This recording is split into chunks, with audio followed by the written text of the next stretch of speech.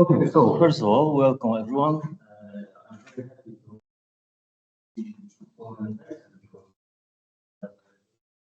sometimes now we have more, and we have even more. But I know that we have like 9 people in the class, plus some people that did not really assign yet.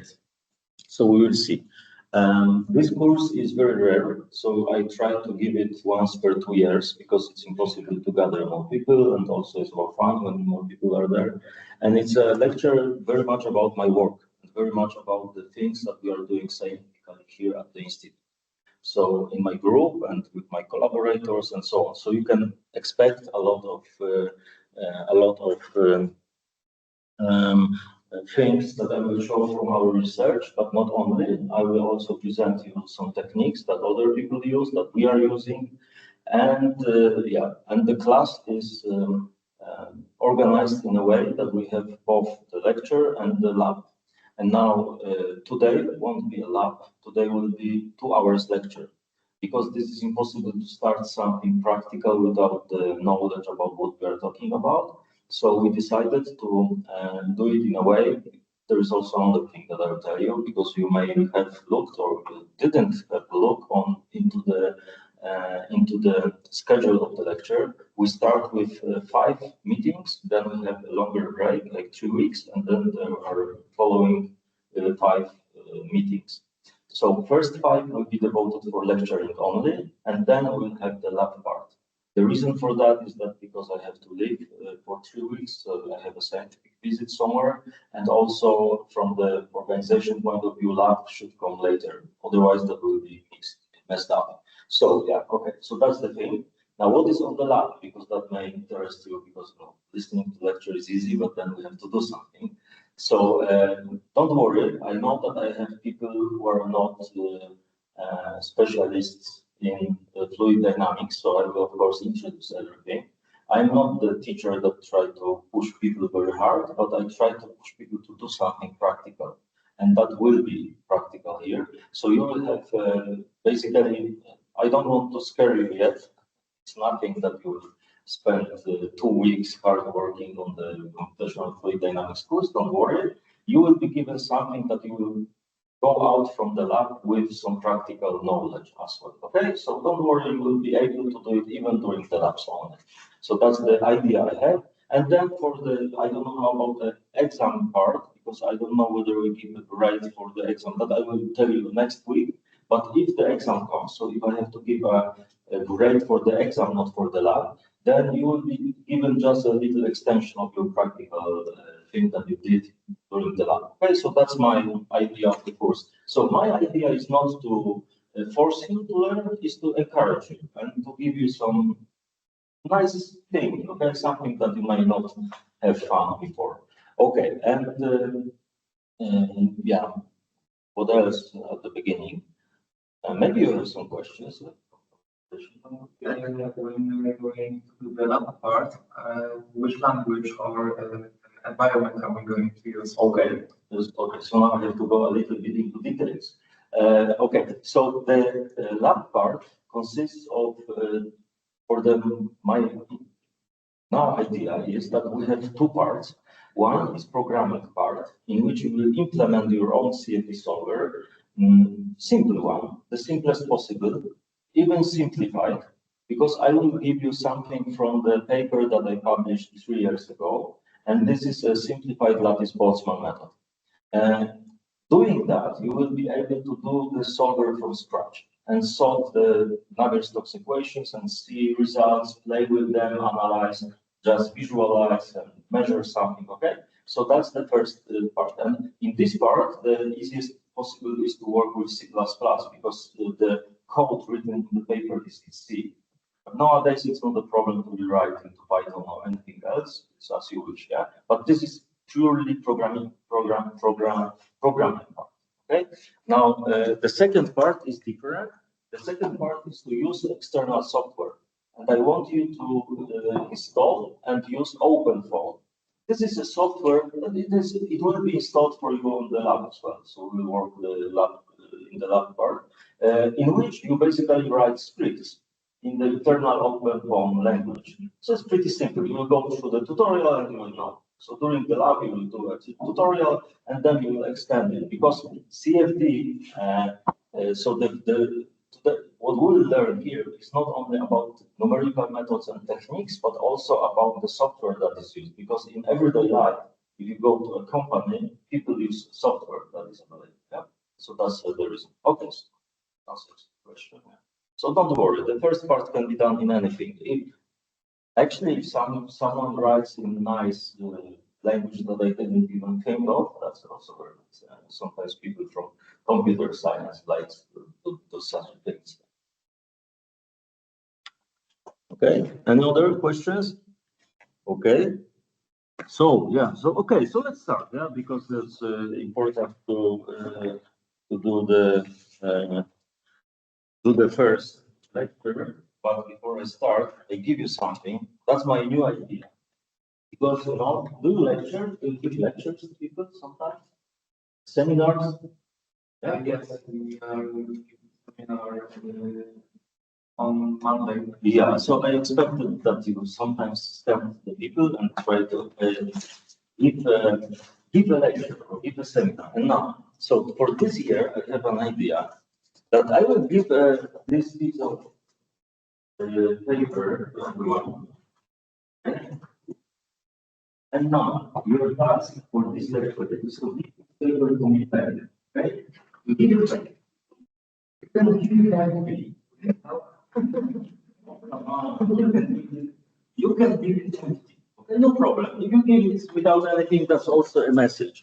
But this is for you to ask questions. Okay? Now, if you don't understand something, or you didn't grasp some method, or you didn't get anything from the lecture, come on, I didn't get anything. I don't know what I was listening to. Okay? Like you didn't. The lecture is simple. Don't worry, I'm not a math guy. Okay, I will entertain you. But the thing is that you might have questions you don't want to ask in front of everyone, or sometimes you want to think and consider, and then at the end of the lecture is too late, so you just write it down. If you don't write a question or you don't write anything on the paper, okay, but everyone has to give it back. If you give it back empty, then for the next week you have the same thing. Anonymous, or is it that you will answer everyone? No. What I will do with that, I will collect it. Don't write your name. Okay. It's anonymous. Next lecture, I will do my best with those questions.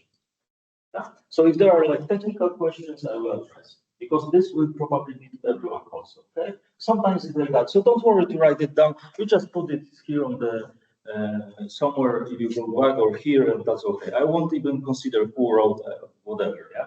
If you don't like the lecture, no, small letters, just put it there.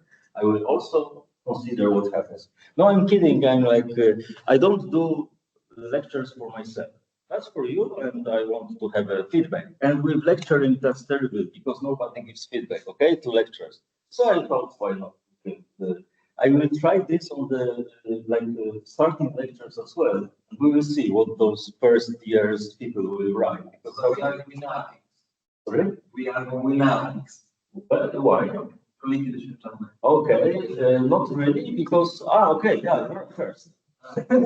But your reaction is positive, so I feel like it's okay idea. No, I mean, don't be forced. If you don't like, just put it, because that means everything goes like average. Average is okay. Okay, so let's start with the lecture. And okay, I'm a very talkative person. Don't expect much content. No, I'm kidding.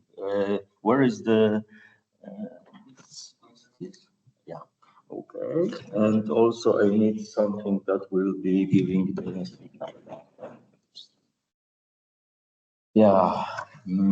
So remember, my intention, and this is the message from the from all these lectures on CFD, is to make you interested, because that's impossible to teach in 10 hours of lectures like full CFD, and I'm not able to do that. If I wanted to do like a CFD course, then something like a regular course from the scratch, then I would need to spend probably the whole specialization of that, because that's I will tell you why. Because CFD is like a complex thing. This is numerical method. This is the equations. This is fluid mechanics. This is programming. This is analyzing. This is science. This is what.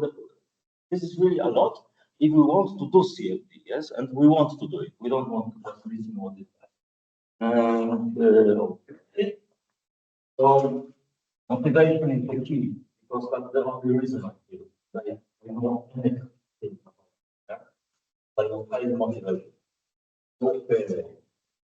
Like this window there. I don't know how about the voice. Yeah, sure. Okay, so to start, is there anyone who wrote CFD solver? That's the first question. Okay, we'll see the level of whom I speak because sometimes people come that already did something. Is there anyone who performed fluid simulation with some other software? Okay, what software was that? Nice. What did you do? Like, what problem did you solve?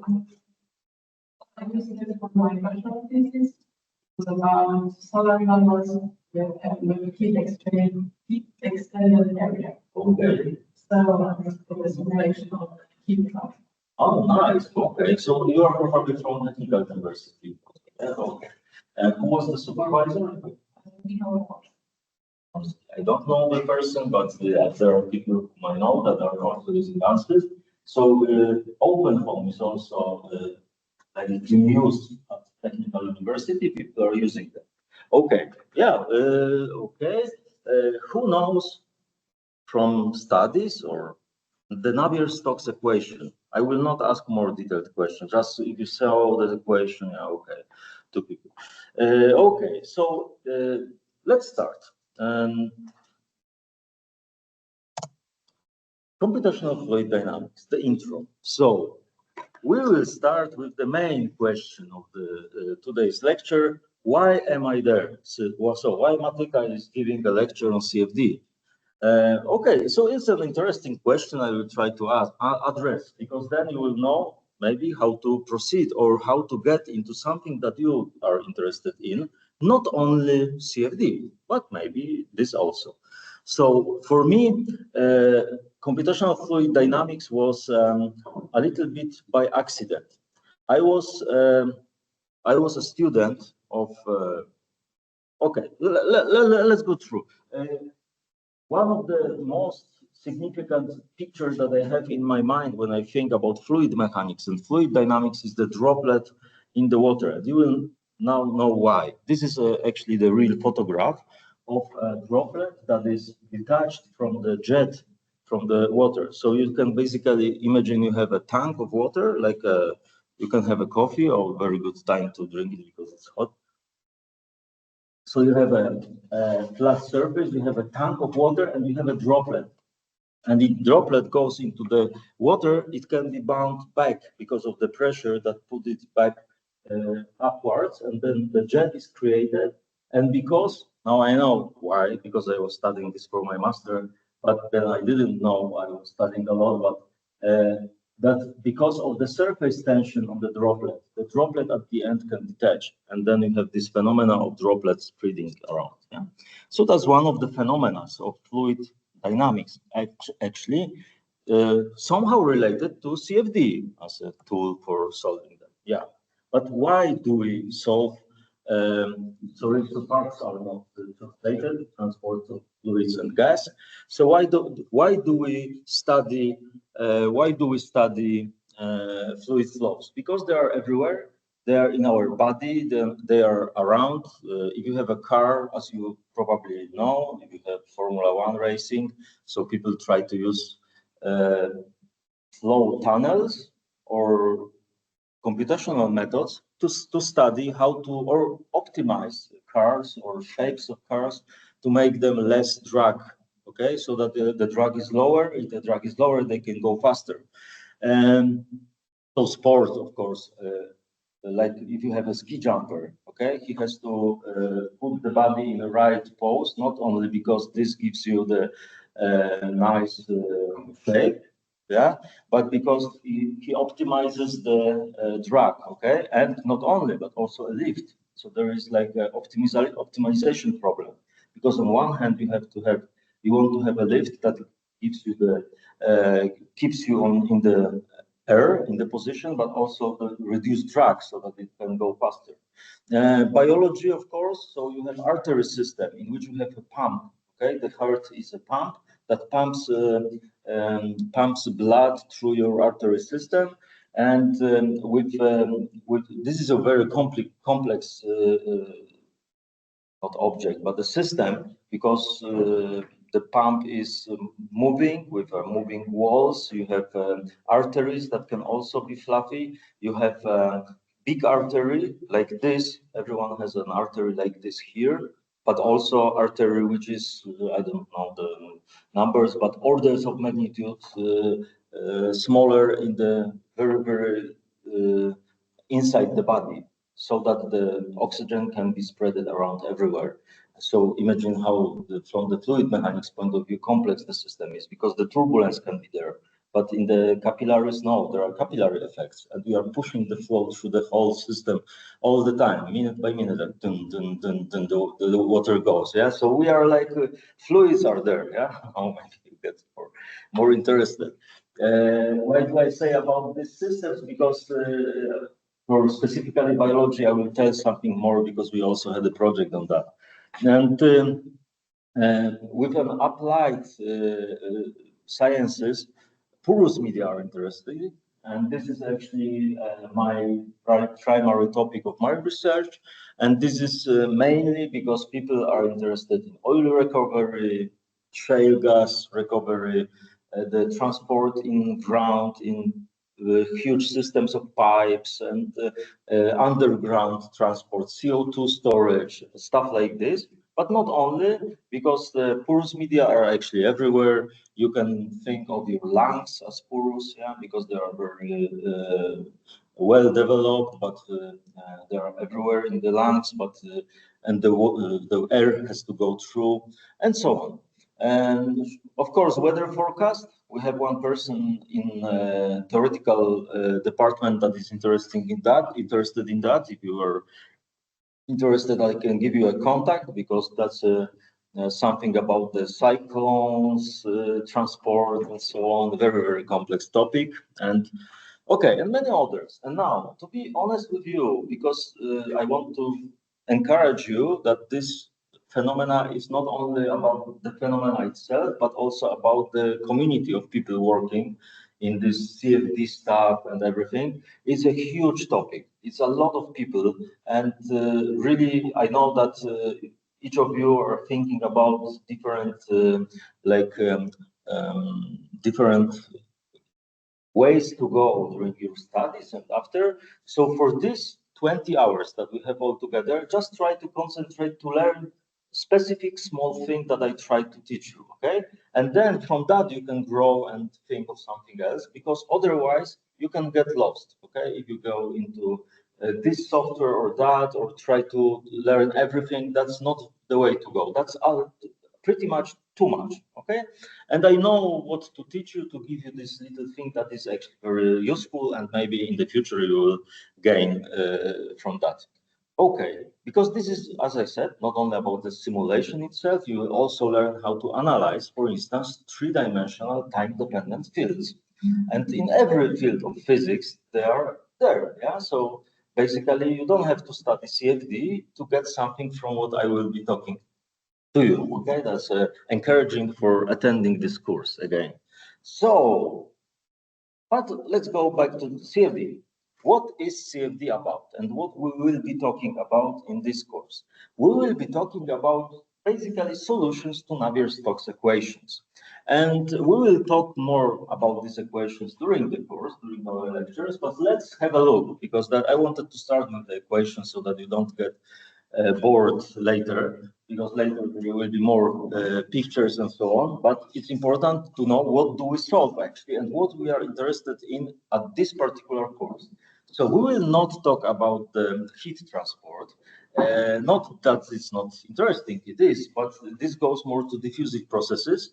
And the mixing of diffusion and convection with fluid flow is hard on itself. It's a very interesting problem, but not here. We will be talking about the fluid dynamics. We want to study something that is moving, that is time dependent, that represents the transport of mass in space and in time. And for this, we will be solving Navier-Stokes, but we will not do it directly because, okay, there are different ways of solving those equations. One of them is, of course, to discretize it, and I will talk about it. I will show you that. Coming back, what we will not do it in the lab using our own code, but we will be using OpenFOAM to solve directly those equations. So what are those two equations stand for? So they are called together. Please remember that because that's very often the mistake. They are together Navier-Stokes equations. They represent the change of momentum of fluid. So that's the first equation, and the conservation of mass and momentum. And so what do we have in the first equation? You can think of this. So this is partial differential equation in which the fields that we are looking for are the velocity and the pressure. Those two are the solutions to our problems. Okay? If you have a fluid flow problem, if you know the velocity field and the pressure field, then you know the solution. And we want to solve those two in order to obtain velocity and pressure. So what is velocity and pressure? These are the time and space-dependent variables. So for instance, you can imagine that if you have, let's say, a river, okay, that's a very good example. The beginning, if you have a river full of water, if you want to describe the river, then you will do hydrodynamically. The full description is the velocity and pressure field, okay, x and t. So velocity is a vector field, okay. If you have a river at which you are looking from above, then this is only two-dimensional, but it can be also three-dimensional, and you have a pressure which is a scalar field. Yeah? And okay, so you can look at this equation. We will talk more in details about it, but let me give you some overall picture. As a Newton law, on the left-hand side, you have an acceleration. So you have a derivation of the velocity over time, okay? Think of it for the moment as a local thing, okay? You have a derivation of velocity, you have a convective term. So this is like this derivative with capital D, yeah, you know? So it's like the momentum is advected with itself. What does it mean? That means because the fluids are actually very complicated, and the complexity of fluids are coming from the fact that the part of fluid is moving and it is transferring the momentum with itself, because those particles are moving are moving in space, and that's why we have this convective term. Okay. Then on the right-hand side we have forces that are acting on our system. One of them is the pressure. Okay. So the gradient of pressure divided by the density of fluid gives you the force that is acting on an element of the fluid, and you have viscosity forces. So this is a viscosity coefficient, and you have a Laplacian of the velocity field. And viscosity comes from the fact that parts of the fluids have friction between itself. Okay. So some of you theoretical physicists may have a thinking that would be very nice to derive this equation, and there are ways to do that. I won't touch it because that's not impossible. That's possible. There are books for that and so on. And you can do it from different perspectives, from the mass and energy conservation or from the statistical physics. And actually, both are very interesting. If some of you are interested, I can give you some references so that you can see the origin of these equations. And but origin of this equation you should know, because this is pretty standard for physics, because this gives you the so what is the second equation? This gives you the divergence of velocity is equal to 0. So that means the flow is incompressible. And if the divergence of velocity field is equal to 0, means that if you get some closed boundary, there is nothing that can go in and go out. There is everything goes through. But basically, you can think of it as no sourceless field. Okay, so the velocity has no source because everything that goes through the element. And if you have some closed loop, it has to go like this. There is no possibility that there is source or sink.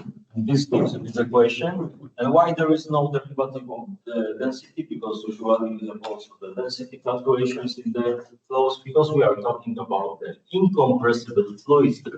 So now, those of you that write notes, please put that this is the Navier-Stokes for incompressible fluids. Okay, because the incompressibility is here and also in the form of this. But please write down that this is for incompressible fluids. Okay, now how to solve these equations? When I was starting, and I will talk about this more, I started with the most simple approach.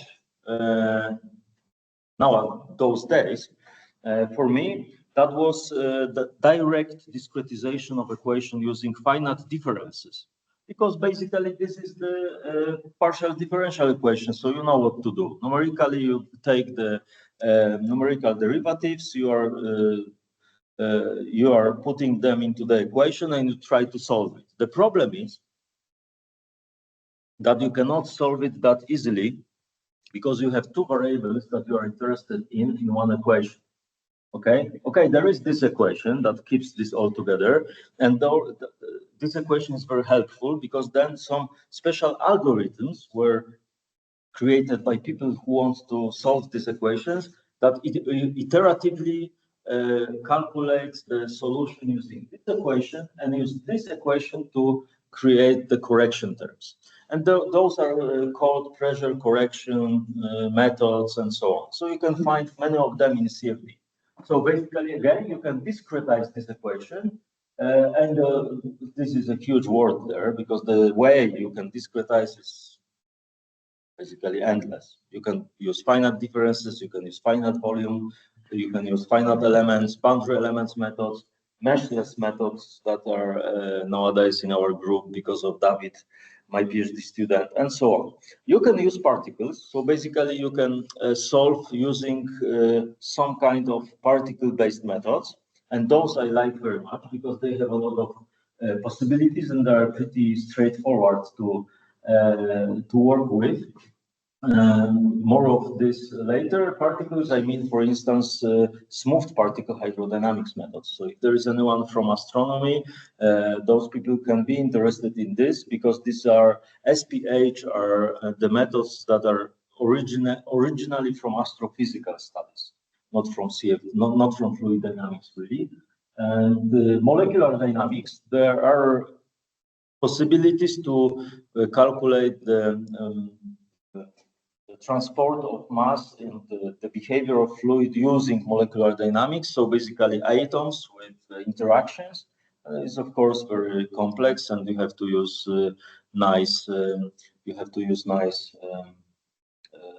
interaction potentials, and that's not very easy because you need to have a lot of computational power to make it large. So you can imagine the 3 atoms of H2O, okay, but this you cannot do in today's computers. Yeah, that's actually our dream. I mean, not dream, but if I had an endless computer, I would simulate with molecular dynamics this, and that would be fantastic, but it won't happen. Okay, cellular automata and lattice Boltzmann methods. These are also covered in this course because they are interesting from the statistical physics point of view. And it's actually amazing that they are solving the same equation that we are seeing here, because they are so simple in conceptually. Yeah, hopefully you will like it. And yeah, there are many fluid phenomena that can be covered, and some of them will, some of them won't be during this course, but the fluids are different. Some of them are compressible. What are compressible fluids? Everything that compress, that you can squeeze, yeah, means compressible. But the fluid in your here, this fluid is not compressible. Okay, I can compress the bottle, but this is only because there is air. Okay, but the fluid itself is incompressible. It's like in the limit of the forces I can use. I would say it's an object that cannot compress, which has a lot of consequences. Because if I push here, it has to go up here. Yeah, it's like incompressible means I cannot squeeze it. Okay, compressible means I can. So, for instance, if you have a supersonic object that is moving around, this object will make the air compressed. Okay, because it is so fast that will create the shock wave, and the shock wave is the compressibility of air. Yes. So we treat gases as fluids. Yes, fluids means gas and fluid, but so in our Polish language, fluid means both. Yeah, so if we say fluid dynamics, that means both gas dynamics and water. Yeah, because fluids is like general stands for general for the objects of that are okay.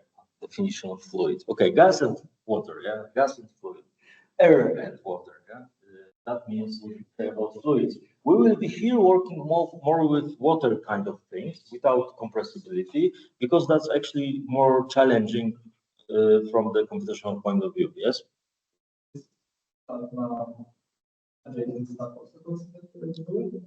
Yes, and there are so in our astronomy department institute, there are people working with simulations of plasma and stuff. Also here, I guess, at this corridor. But here you have those relativistic effects and so on. But I know, for instance, because there was questions to myself at some point that people are using relativistic lattice-Boltzmann methods for simulations of fluids in plasma phenomena and so on. Yeah, there are possibilities. So I give you the starting point, but honestly, if you want to do proper simulations or proper study on fluid dynamics effects in incompressible regime, sometimes they are harder than compressibility than those that include more effects, because the more parameters you have, the easiest it is to solve equations numerically, because you have less bounds. The energy can go into heat sometimes.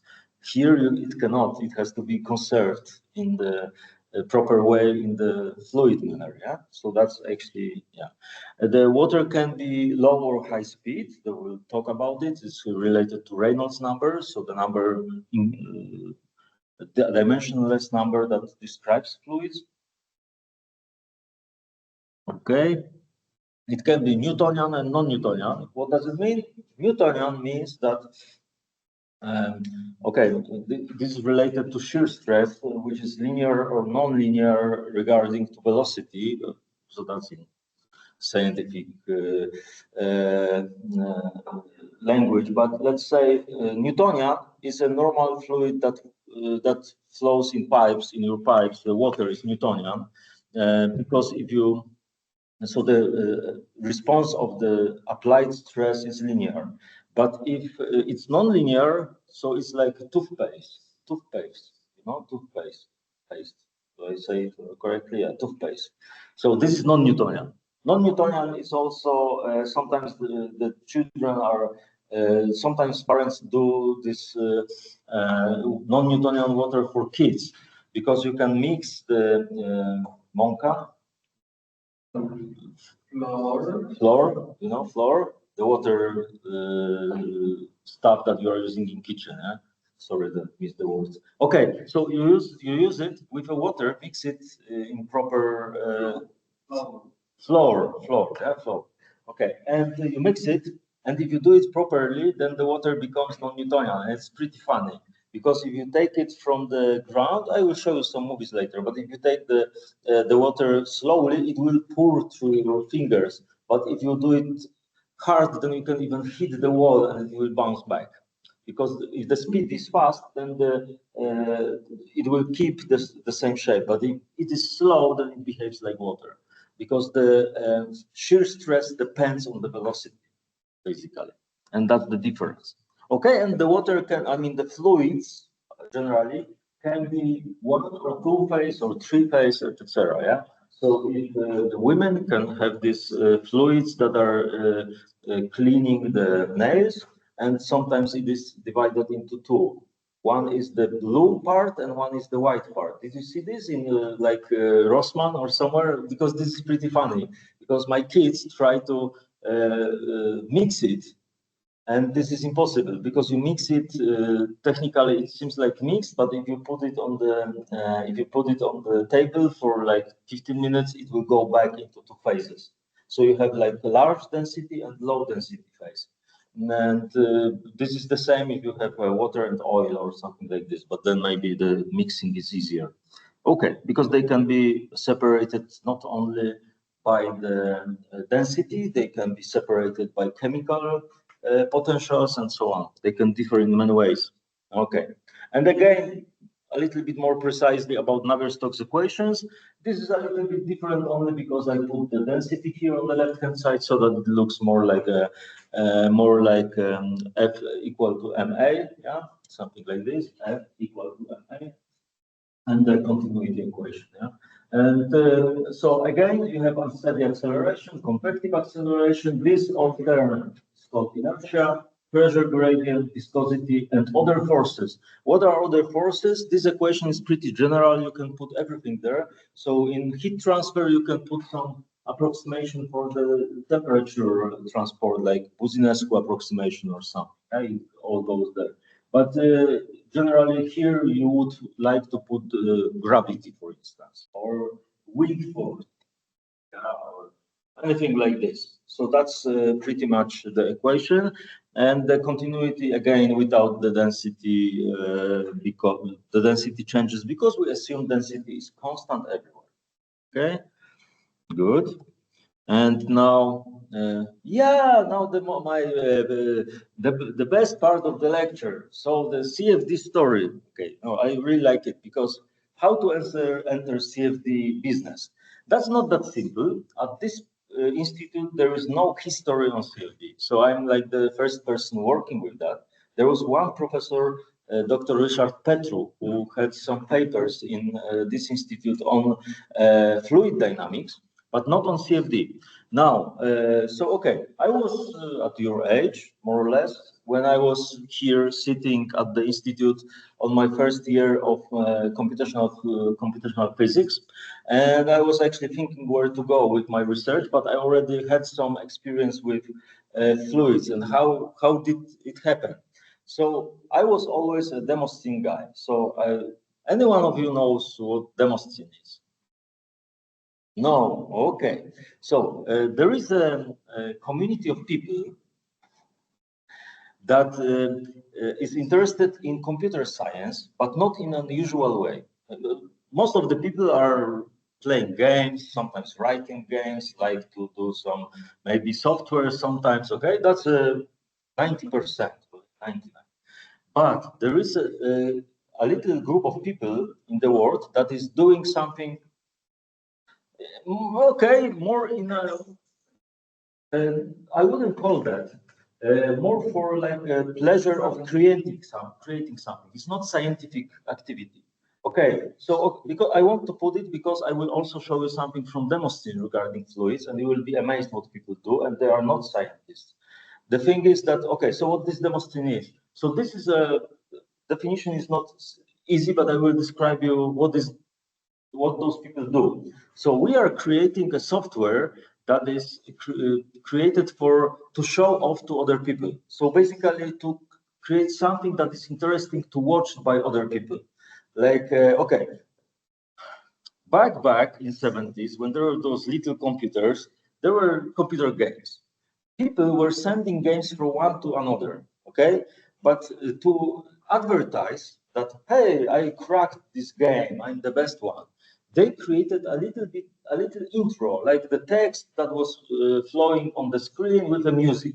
Hey, we just cracked this, you can write to us to get, did you see anything like that? Like crackers, okay, cracking Steam, that was like, that was illegal, of course, but those times there was no law of copyright and so on.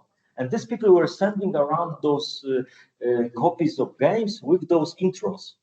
And in these intros, they started to creating effects. Like, okay, so I will put some rotating cube in the screen. I will put better music. And they detached from this illegal part and left only this part that is showing some animation on the screen.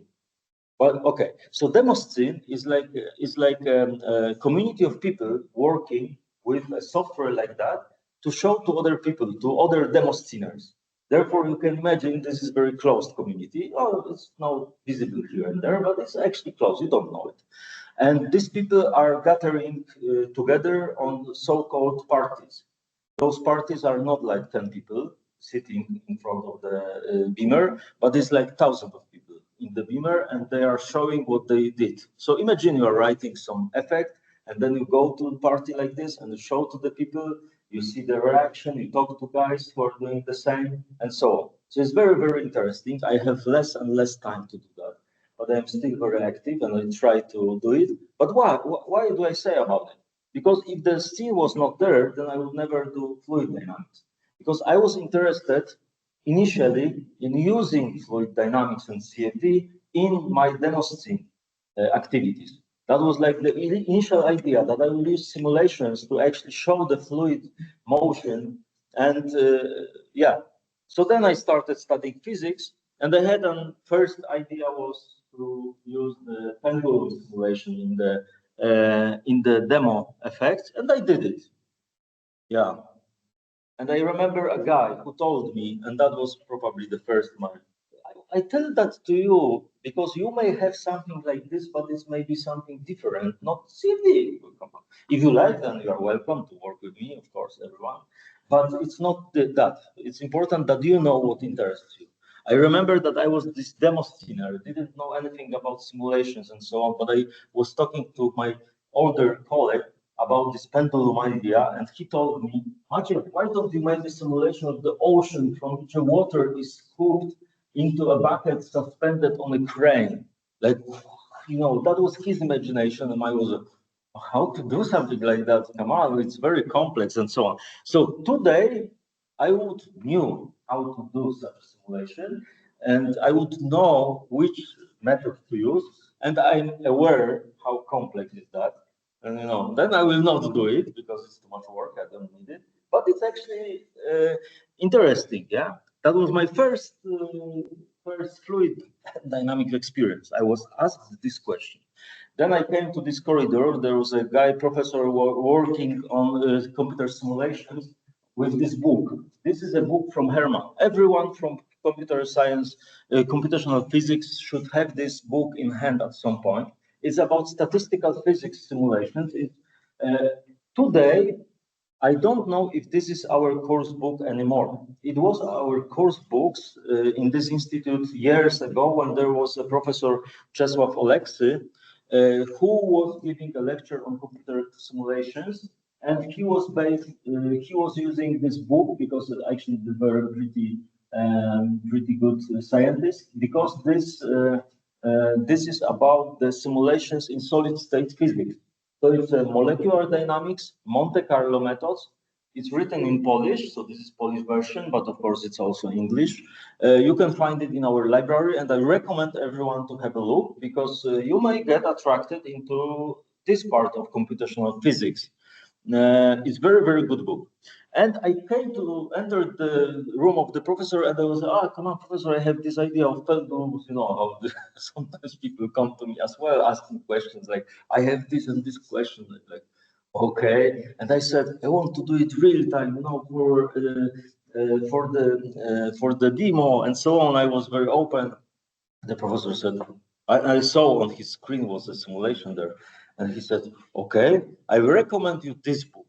When he recommended this book, I looked into and I said I was first year student, and the book is all about statistical physics first. So this is a lot of canonical ensemble, microcanonical ensemble, this and that, all these equations. This is simulation. Blah.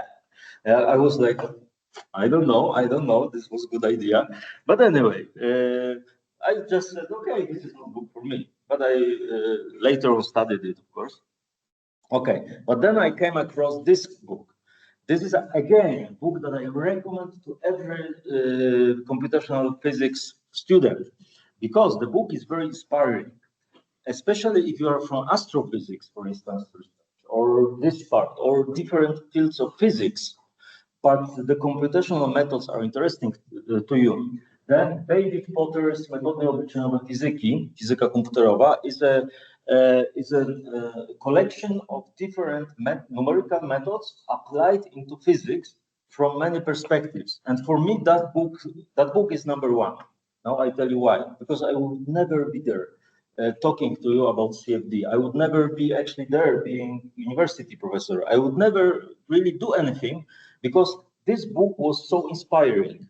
And what inspired me, okay, it's written in a way that if you read, you say, oh, I can implement it. Oh, this is simple method. Oh, the solution is like that. It's like giving the answers first. So it's like special one. It's not very theoretical book. On the other hand, it contains a lot of knowledge and it's opening mind. It's pretty old, but okay. And I saw this picture.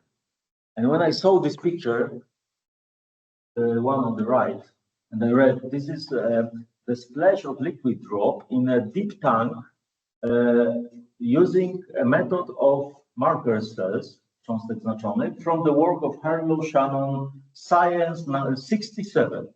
This is reproduction from a paper from 67 from Science.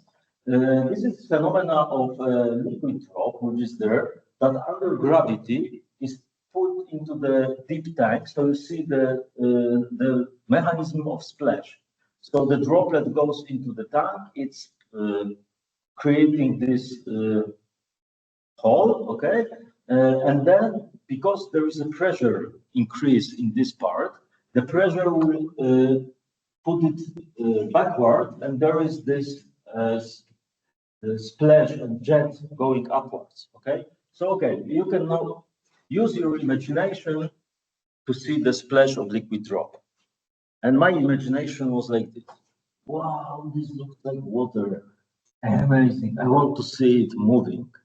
And nowadays, I'm sorry for the times that you are living in, because now everything is in YouTube, everything is everywhere.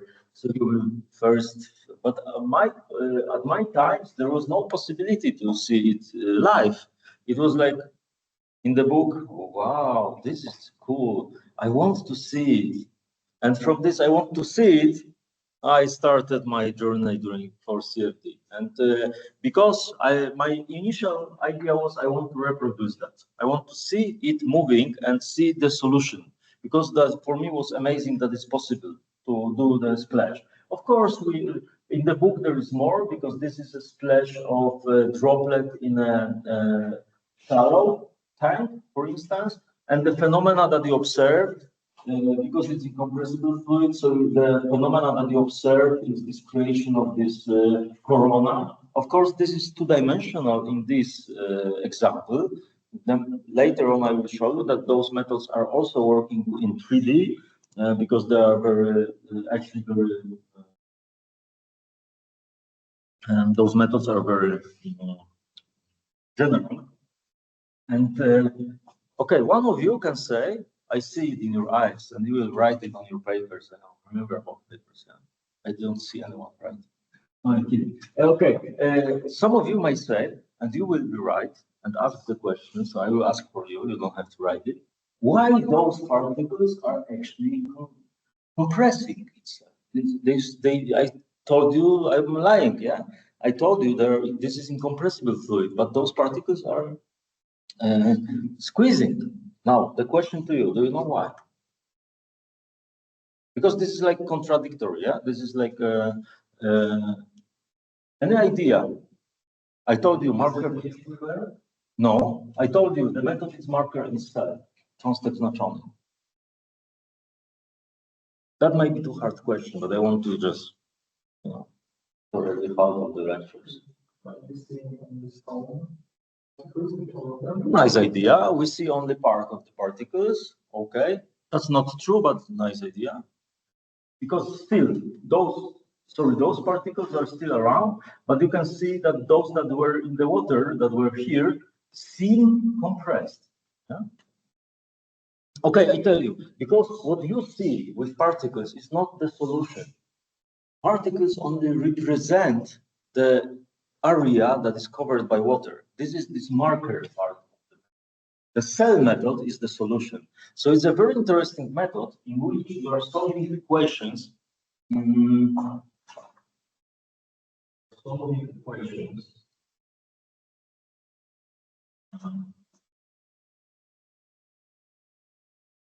Maybe I had sometimes that there should be the Einstein drawing. Okay, the idea behind the marker cell, because there is an interesting method that you can also find in other parts of your research at some point, that you have a solution. Okay, I wrote it like this. The solution is on the field of velocity and pressure, but the representation of fluid is by particle. So you basically advect particles on top of the velocity field, and this advection gives you the movement of a free surface, for instance. Yeah? So in this way, you can track the surface of the flow, but it is not giving you solution because that would be, so they are not used to compute anything. They are only advected. And this was very, very inspiring for me that you can solve anything like that in this way, because it was for me obvious that what I have to do is to discretize this equation and solve it and then move these particles around. But I was first-year student and I had no clue how to start, where to do. So I started digging the literature. Okay, now the study of literature in practice. There is a paper of these people. This is actually a paper from Los Alamos. In Los Alamos, there was a group working on fluid dynamics because of some, of course, we know what was in Los Alamos. There was T4 group that was working on heat and flow transfer. And Harlow, Shannon were two leaders that created this method. They were the initially, okay, I wanted to see this animated. And okay, so just roughly again about the method. Marker and cell, particles on grid, full Navier-Stokes solver. So this gives you explicit solution. You don't have the systems of linear equations. You are going time by solving discretized equations and developed at physics and condensed matter and complex systems groups, Los Alamos. The paper was not easily accessible and okay. And yeah, today, 3 seconds, 1 click. Yeah, so the paper today is there. This is actually another paper, also from '67, from these people, but this does not matter because there was only one reference in the book, but the original papers were like few of them. And one of them is now available on the internet without any problem. The splash of liquid drop, Francis and Harlow. And now I will try to open it for you so that you just see the paper now. So now it's so easy. I didn't tell you how I got the paper. So yeah, there was nowhere. I had no idea where to find it. And I found a professor from Technical University in Wrocław, Professor Henryk Kudela. You know, from energy department. Professor Kudela is the fluid dynamics guy working a lot with the methods of vortex in cell. So there are not particles, but vortices in cell. And he found it in his library, not the university library, but he just bought this article at some point. Okay, this is basically the article. I'm sorry for it's too large, but I will try to do my best. Okay. So yeah, it's a journal of what is the journal? applied physics. Okay, and I want to show you the original pictures from the, where is it? Okay, the splash of liquid drop. So you basically have a droplet that goes into the, without any ground. They, of course, related to experiments. There are people, doing experiments for fluids. There's a lot of research really in that, because people were always interested in how this flash corona happens, that it has this phenomenon of droplets going around and so on. Okay, this is actually a milk droplet in 3D. Okay, and they have this two-dimensional, so you see the beautiful paper. I always like the even the style of it. Okay, there is some analysis of these droplets going here and there. There are those shallow and deep pools. And the phenomena that I got interested most, and I failed, because I never did it in the same way as they did, I will tell you the story, is this detachment of this droplet. I always wanted to see it. Because of the high pressure, it should go very high. And I was like obsessed to get it. Okay, but yeah. Okay, that was the first. Okay, there is the droplet that you see. And okay, there is more and more. And this is compressibility effect. So you can see if the compressibility is on, it looks pretty much different. So basically, do not show this phenomena of going out and so on. There is no corona. Yeah, okay. Yeah, so this is pretty much it, the paper of Shannon. And they are describing, of course, the marker and cell method in details, but that was a paper. When I read it, I said, okay, but how can I do it? It's impossible, not from the paper. You cannot really reproduce what they did. Which is the problem even today. I mean, today there are GitHubs and codes, and you can find other people. You have chats. Yeah? I'm pretty much interested in trying to reproduce it with chat. Interesting would be to see if it can implement marker and cell. But anyway, so my idea was to implement and produce the simulation, more or less the same. It was quite difficult because I wanted to do it in 1 year. And I will tell you why. I didn't know much about Navier-Stokes. I didn't really had a background in fluid dynamics like this, and I had no source of knowledge. But then, in 1998, just by accident, Los Alamos has done some action that happened then later on again once, and I don't know if today this is possible or not. I think some of them are still there, but they released for some period of time. They had some agreement with I don't know whom, but they released Los Alamos reports for free, and you could download them from the internet. What does it mean? Reports of Los Alamos is a huge source of knowledge from Los Alamos laboratories. And yeah, there is today Los Alamos repository for those, but at this point it was like just now. And they, okay, I will show you because you can find maybe something from your research area, because it's a lot of knowledge that is not so obvious, because usually Los Alamos, okay, I have no idea if, yeah, there are some journals and so on from Los Alamos, but I will just show you the report that I was looking for, because in the original papers, in the original, okay, it's not so easy. Today you have to submit report request. You see, they changed it. So last time I gave this lecture 2 years ago, it was possible to click it and just open. Today you have to submit this, but I have it in PDF. So one moment I will show you. But what is the report about?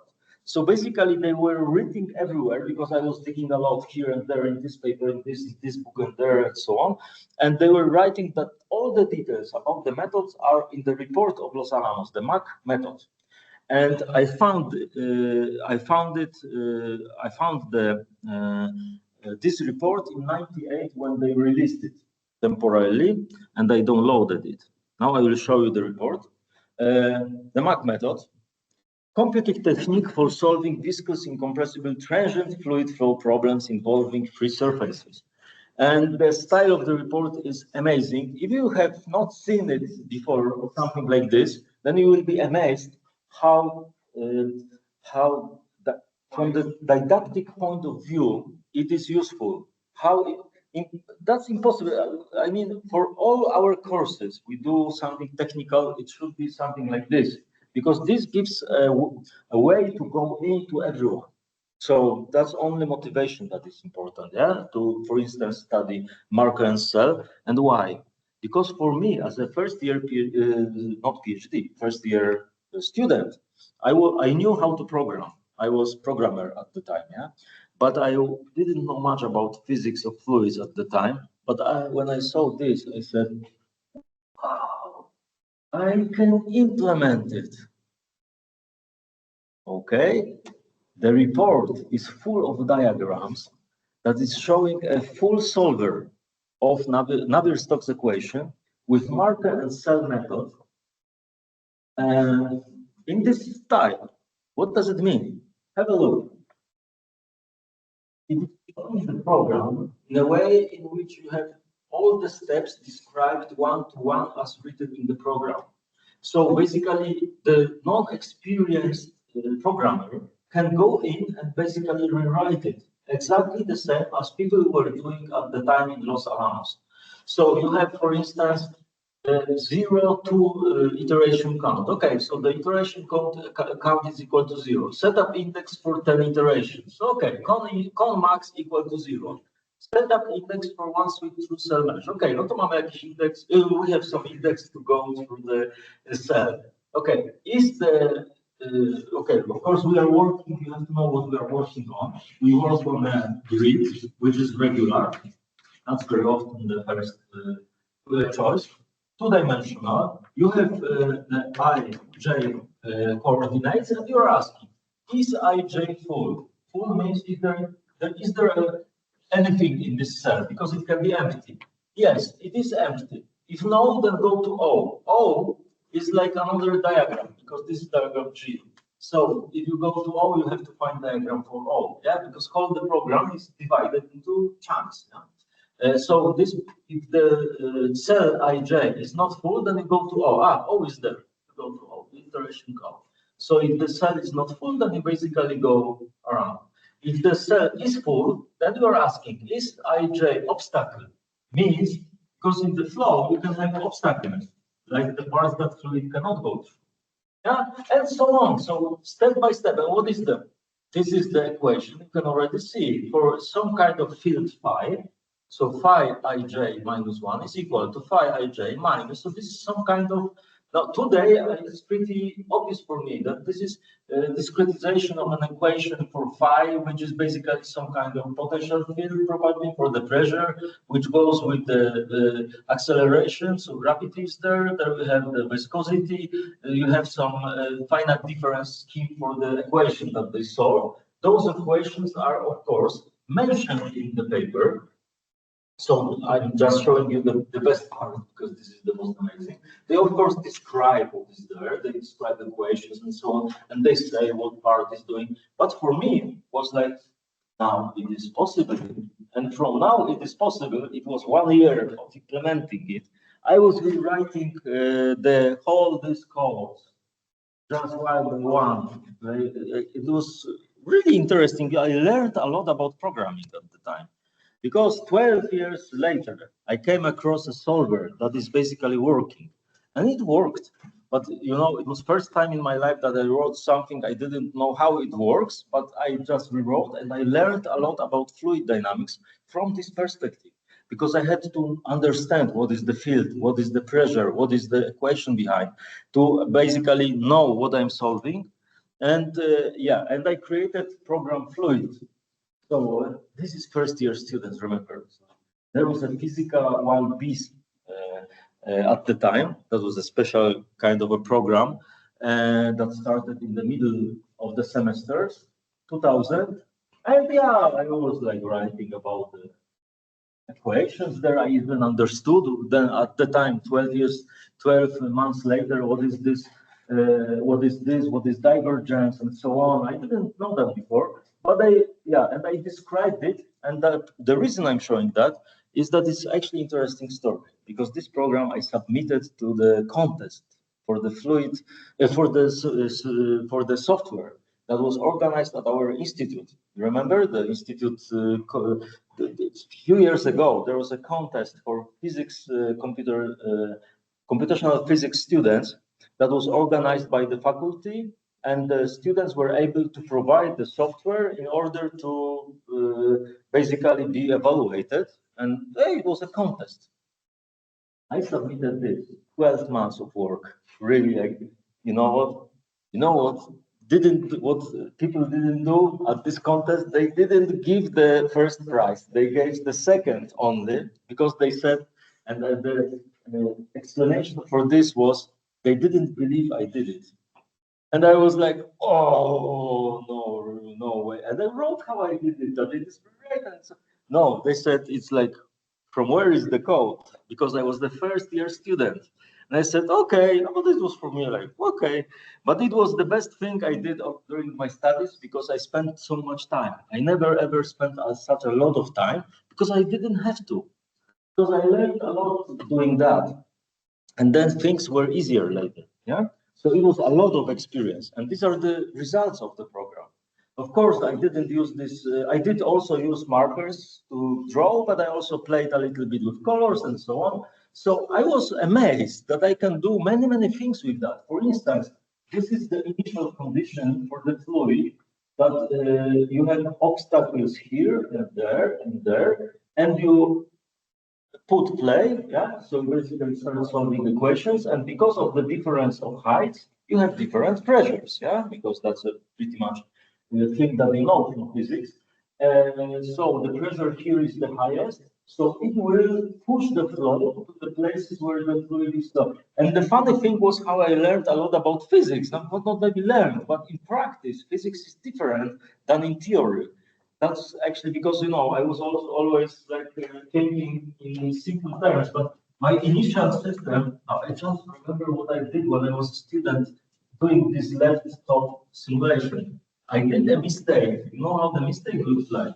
There was an obstacle like this, and like this. And if you do obstacles like this, the water should not go, because there is no exchange here, yeah? And I don't remember if the reason that some of them are removed is only, I have to have a look. Now I wonder if the solver really takes it into account, but they are, now I see that they are removed here. And probably that was the reason. Anyway, you see, dynamically it is going into the flat surface because of the pressure differences, yeah? Here is the only vector field for this situation, so just a solution. This is interesting. This was actually the original paper. It's a well-studied phenomena. This is a phenomena. Okay, so now I see that I removed them only for picture, because here is the same situation. I didn't remove and it works. So you see, and I was just considering that not removing this will give you an impression that something is wrong. Therefore, they're removed here. But honestly, it's not needed. Why? Because there is no transport through the void part. Void part is not taking account in the simulation. Simulation is only so the solution to Navier-Stokes is only in places where the fluid is available. Yeah. So here is the phenomena of breaking down. So you have a dam of water, you have dam here, and you break a little bit below. And what happens there is a wave that is created underneath the water, and the wave is transported.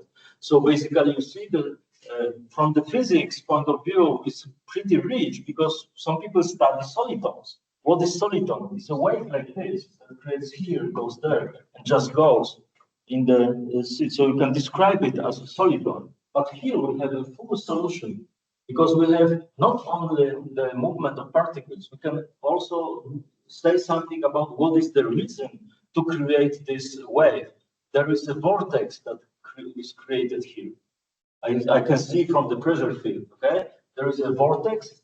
This vortex makes the particles moving around and push the water on. You can have the difference in pressure. The pressure is higher here. You see, there is a pressure difference. and so on. And actually, very amazing effect that was by accident done by myself is the droplet. Why this droplet happened? You have a droplet like this. Usually, I was putting the droplet in the middle, and it was like falling down, and it was boring. The same boring as in the paper that it goes on the ground and just spread around. Okay, we are good. Okay, yeah, and I just by accident put this droplet on the boundary. The boundary has some special treatment of the velocity and pressure field. So basically, I'm not really solving equations at the boundary, but I assume that the velocity is zero.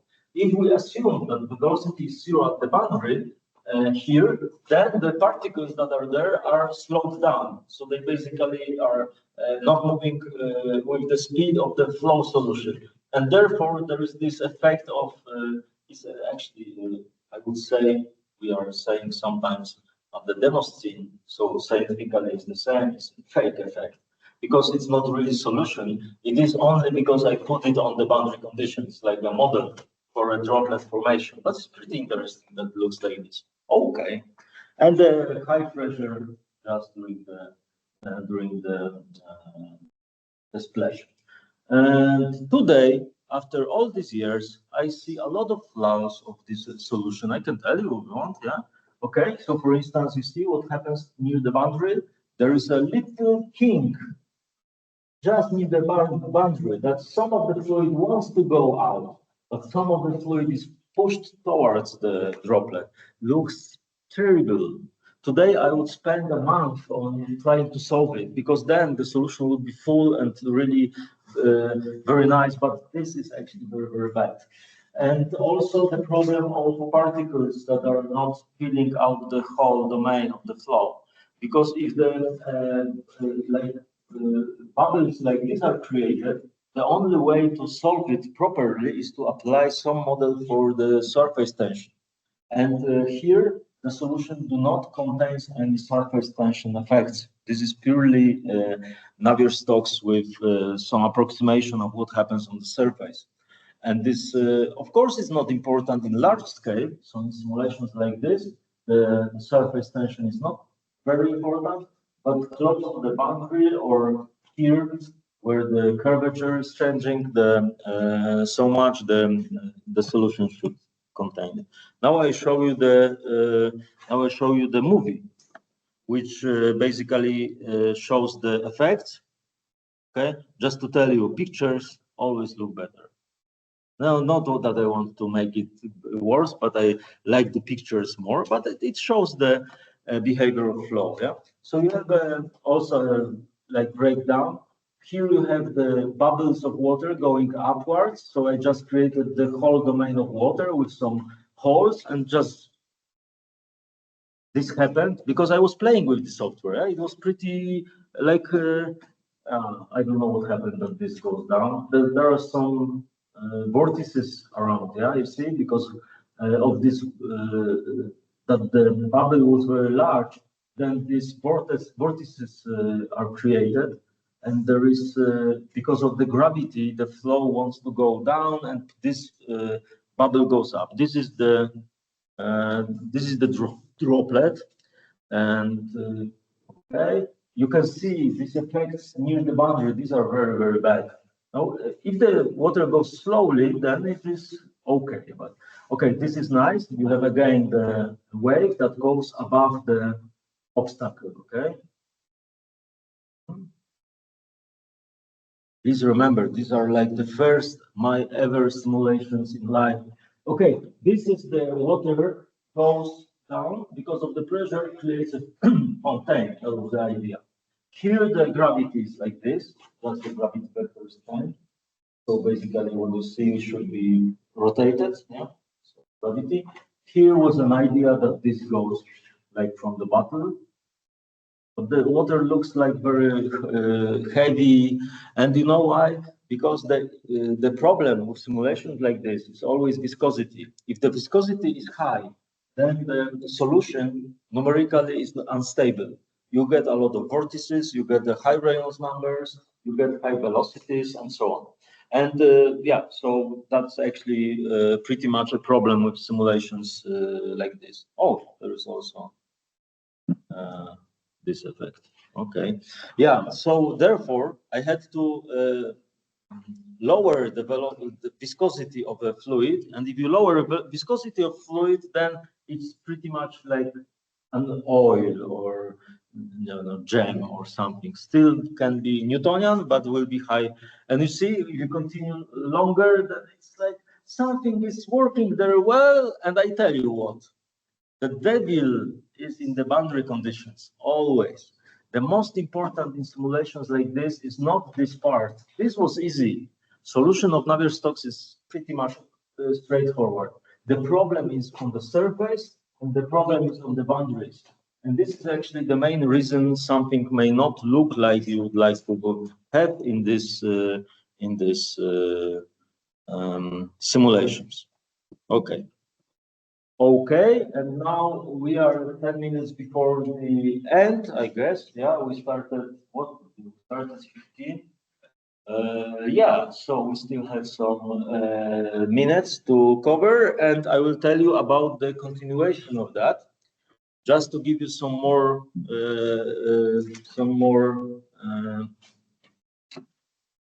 perspective. But maybe it's a good time that I stop for a moment and give you a chance to ask questions if you have, because you already seen a lot about this Mark and Self. Maybe you are interested.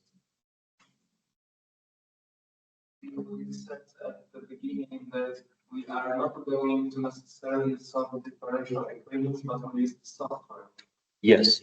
But this is crucial to understand differential equations. Of course. But you cannot imagine that there are people who know how to use the software, earn a lot of money, and don't know much about the equations. Okay, so we will give some materials about the equations itself, just to, Okay. I think, okay, the best I can do is to recommend you to the solid book. One of the books that covers Navier-Stokes and is standard for this institute, so the one that is from the statistical physics, is statistical physics of quantum. You know quantum? You know quantum statistical physics? So you write it down. Quantum statistical physics, you have the mechanics, I'm sorry, thank you. Still on the titles. Statistical mechanics. And there are two books, so you can have a look into both, and both of them covers the Navier-Stokes in a way that you go from the statistical physics point of view. The other book, and it's also available in the library, it's Landau-Lifshitz Hydrodynamics. And this is actually something that you may like, because this is, okay, it's not the easiest approach, but it is very solid, and it's not hard. I mean, it's very theoretical. It's like starting with the equations by equations, showing how to derive Navier-Stokes, how to understand. This is exactly what we are asking for, okay? So Hydrodynamics by Landau-Lifshitz. I have two of those books, so I can borrow one if someone wants to see. Then just come to my office. I will borrow you. Just write your name, no problem. You can get it from me during the course. Okay? That's pretty much something about the equations. Because, okay, just to explain, because that's a very nice point, actually. What I said about people who don't know equations, that's not true. They know equations, but they don't study them that much as theoretical physicists would do. And the reason for that is that there is a lot of technical problems that do not require this specific knowledge about the basics of fundamentals of those equations, but they require a lot of skills in technical sciences, like doing measures in large scale, in large supercomputers, to solve the whole body curve. You know, that's actually something that is inaccessible if you don't have like 10 engineers working. So this CFD is a business on the border of science and engineering. And we have to remember about it. It's also might be interesting for you to see how this those work. And actually the software that I'm talking about is also interesting because OpenFOAM, so you write it down, if you don't know it, you may have a load during spare time if you want to be prepared at some point. Because OpenFOAM, you can study by yourself. That's actually a software that is available. It's free. It's, you can install in Linux, in Windows as well. And it's full of examples and tutorials. And why do I say it's interesting even if you don't know anything about fluid dynamics? Because this is an open field operation and manipulation software. This is for the not only for fluids, even though it's originated from fluids, it is for solutions of partial differential equations on fields. It can solve many different problems. Yeah? So if you know equations, you can apply them in OpenFOAM. So basically, this is a basically finite volume solver for partial differential equations. Yeah. Okay. And yeah, I think we'll finish because it's 5 minutes before. So let's just if anyone has a question, then please. And no, wait. Now the question to yourself, because you are in this good situation that you came for the class and you can decide the others. Do we start 8:15? I think yes. That's okay for you, or you want to move to 8:30 because that's fine. Fine. Perfect. Then we start 8:15. But that's the last one. If I'm not there at 8:15, just wait for me because I will be always there. If not, then I will call one of you or just write an email to everyone. But I'm always there. But I have kids, and sometimes they are messy. Oh, they're lovely, but sometimes they say no, something. I was afraid today to be, but this was okay. So yeah, thank you very much, and see you next week. And actually, this is what you can expect. A little bit more technical part will be there as well, of course, and theoretical as well. But that's the thing. Thank you very much. And please leave your cards there. No questions, no problem.